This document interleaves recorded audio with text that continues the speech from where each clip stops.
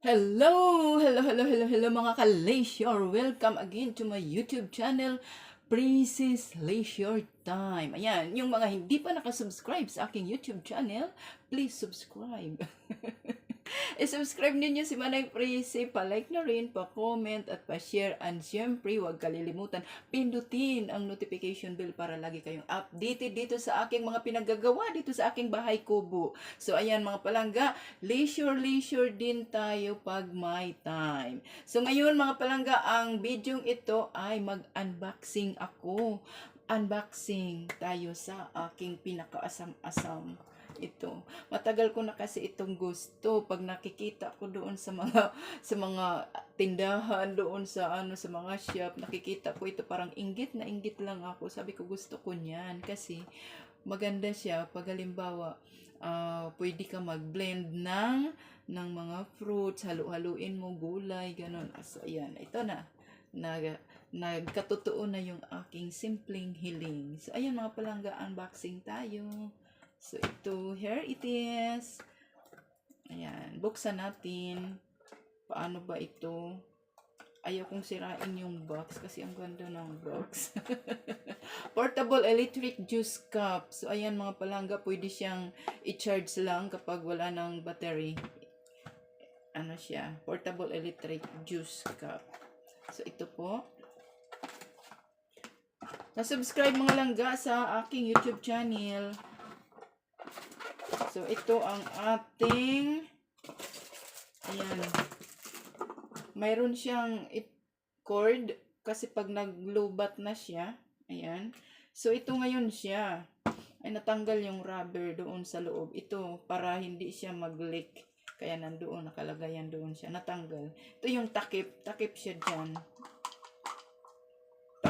Hindi natin na kasi natanggal siya, dapat doon yan siya, pero takip ito siya dito.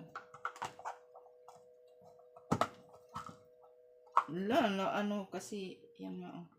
Tapos ito yan siya. I know. Mali tayo. 'Di ba ito nakatakip siya? Ganon. Tapos pag binuksan natin, ito siya. O 'di ba may bleed na siya doon sa loob.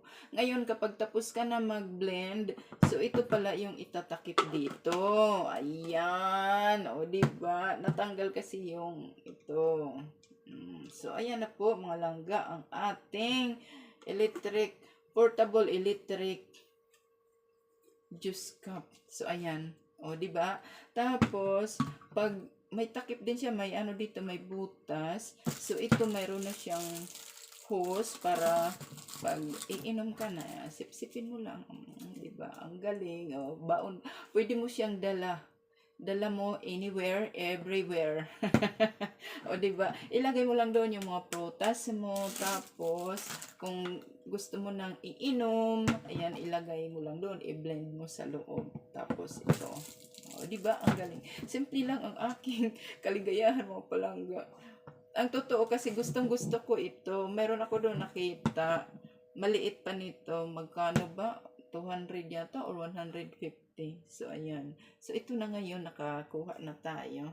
O, diba? So, sabi ko, meron na akong, pwede kong daladalahin kahit saan ako pupunta. May baon na ako dito. O, diba? Ayan. So, ito ngayon, ang cord, kapag halimbawa, maglubat na siya, meron naman tayo dito, saksakan. Tapos, meron siya dito manual kung paano gamitin, paano ang procedure. So, ayan, portable electric juicer cup. Oh, di ba? Ayan. Ang liliit ng sulat. So, ayaw ko na magbasa.